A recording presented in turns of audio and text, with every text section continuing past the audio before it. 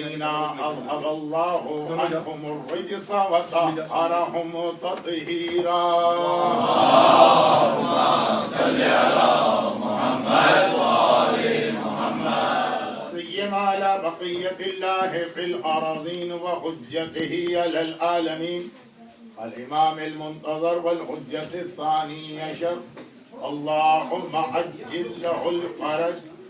أما بعد فقد قال الله عز وجل في كتابه المبين وقرآنه المجيد بسم الله الرحمن الرحيم اهدنا الصراط المستقيم وقال ربنا لا تزغ قلوبنا بعد إذ هديتنا وهب لنا من لدنك رحمة إنك أنت الوهاب. اللهم صل على محمد وآل محمد. قرآن کریم کی جن دو آیتوں کی تلاوت کی گئی ہے یہ ایک ایسے سبجیکٹ سے ریلیٹڈ آیتیں ہیں کہ جس کے حوالے سے قرآن بار بار اور بار بار اور بار بار ایک پیغام دے رہا اور وہ ایک ایسا میسج یا پیغام ہے کہ جو حدیثوں میں بھی بہت کثرت کے ساتھ آیا اور پھر اسی کے حوالے سے ہمیں بہت ساری روزانہ اور شب جمعہ پڑھنے والی دعائیں بھی بتائی اور وہ یہ پہلے تو اس بات سے اس پیغام کی اہمیت کا اندازہ لگایا کہ جیسا کہ میں نے البیدی کی ایک مجلس میں بھی عرض کیا تھا کہ اسلام کا چھوٹے سے چھوٹا حکم بغیر کسی حکمت بغیر کسی فائدے بغیر کسی مصلحت کے نہیں ہوتا. اگر کہیں پہ ہمیں صرف اتنا بتایا جائے کہ وہاں جا رہے ہو تو پہلے تمہیں اپنا سیدھا پیر آگے بڑھانا ہے تو اس میں بھی کوئی نہ کوئی فائدہ اور کوئی نہ کوئی مسئلہ ہے. چھوٹے سے چھوٹا حکم اسلام ہے. یہ دوسری بات ہے کہ ابھی چونکہ عقل انسان بھی مکمل نہیں ہوئی ہے اور انسان کا علم اور معلومات بھی مکمل نہیں ہوئی ہے تو ہر چیز ہماری سمجھ میں نہیں آ رہی. آہستہ آہستہ سمجھ میں آتی جا رہی ہے. اہدنا الصراط المستقیم قرآن کریم کی ایک ایسی آیت ہے کہ جو آیت اول تو کسی مومن اور مسلمان کو پڑھنا ہی نہیں چاہیے. یہ آیت ہونا چاہیے تو غیر مسلموں کے بارے میں مگر وہ آیت کیوں پڑھیں؟ یہ سوال امام نے کیا ہے. پھر امام نے اس کا ایک جواب دیا.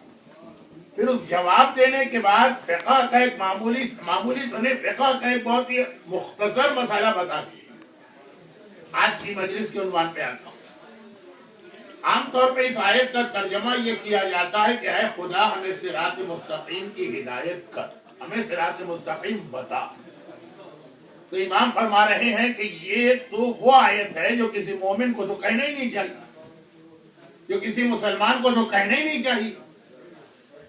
یہ کوئی غیر مسلم یا جو حق کی تلاش میں نکلا ہوا ہے. جیسا کہ میں اسی عشرے کی کئی مجلسوں میں اشارہ کر چکا ہوں، سلمان فارسی کا 250 سال کا سفر تھا. ابو ذر غفاری تقریباً 40 سال سے تڑپ رہے اور باقاعدہ ایک فہرست ہے سیرت کی کتابوں میں ان لوگوں جو اسلام آنے سے پہلے ہی اپنے مذہب کو چھوڑ چکے تھے لیکن یہ سمجھ میں نہیں آ رہا تھا کہ پھر پیغام حق کیا. جس میں ایک اہم ترین نام ابو عامر کا بھی. ابو عامر کے نام کو میں نے اس لیے ایک اہم ترین نام بتایا کہ روایتوں میں یہ ہے کہ جب آخری امام تشریف لائیں گے تو ابو عامر جیسے واقعات کئی مرتبہ پیش آئیں. یہ بات میں مجلسوں میں اکثر کہتا رہتا ہوں لیکن جو کافی سالوں کے بعد ٹورنٹو میں مجالس پڑھنے کا موقع مل رہا ہے تو یاد دہانی کے لیے بہت مختصر بتا دوں. اور وہ یہ ہے کہ مکے میں ایک ایسا کیریکٹر ہے باطل کو ریپریزنٹ کرنے والا اور مدینے میں ایک ایسا کیریکٹر ہے باطل کو ریپریزنٹ کرنے والا کہ جس کے حوالے سے یہ کہا گیا کہ ان کے حالات کو بہت توجہ سے پڑھتے رہنا. خاص طور پر ظہور امام کے بعد تو ان دونوں کی بہت ضرورت پڑے گی لیکن اس کے علاوہ آخری زمانے میں یہ دو کیریکٹر بہت اہم بن کے رہ جائیں گے. اگر مومن ان کے بارے میں نہیں جانتا ہے تو جگہ جگہ دھوکہ کھائے. ایک کا نام ہے ہشام ابن حکم اور ایک کا نام ہے ابو عامر. یہ ضمناً ایک بات آ گئی تو میں ذرا سا وقت اس کو دے کے آگے بڑھتا ہوں. ابو عامر اور ہشام ابن حکم ظہور کے بعد تو ان کی بہت زیادہ ضرورت پڑے گی، مگر آخری زمانے میں ویسے ہی روزانہ. اچھا، اسلام ولا تنابذ بالالقاب، خبردار کسی کو برے نام نہ دو.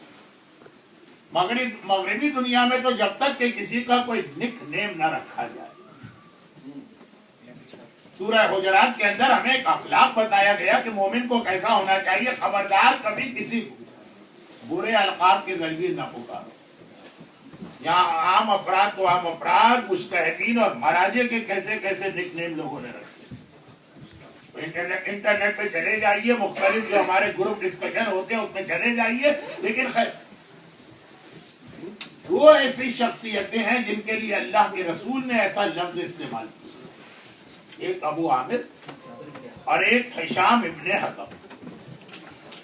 ابو عامر اتنا مقدس و متقی آدمی تھا اسلام سے پہلے،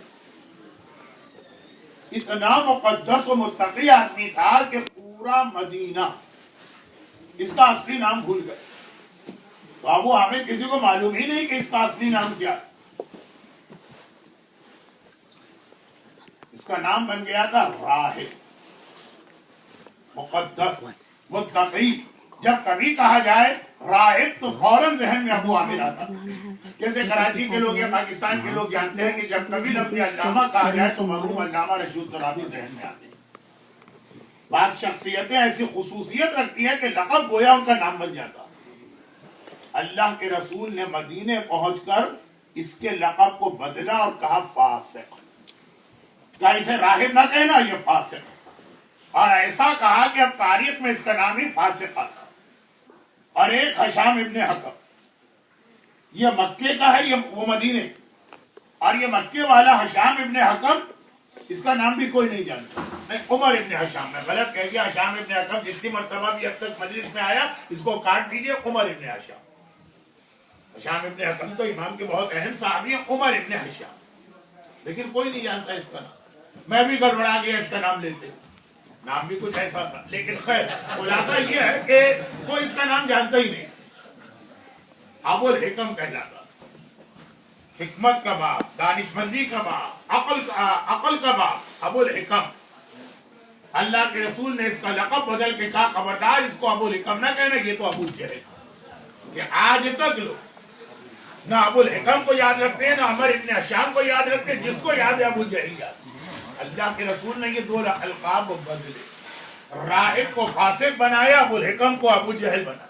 اور یہ خاص یہ دو جو کیریکٹر آئے، ایک مکے والا اور ایک مدینے والا، پوری تاریخ اسلام میں یہ دو کیریکٹر ہمارے ساتھ ساتھ چلے. لیکن آخری زمانے میں ان کی ضرورت زیادہ اور ظہور ایمان کے بعد اور زیادہ. ان میں سے پہلی شخصیت ابو جہل کی کیا ایسی خصوصیت کہ اللہ کے رسول نے اس کا لقب بدلا. یہ آپ کو ویسٹ میں بیٹھ کے زیادہ سمجھنا.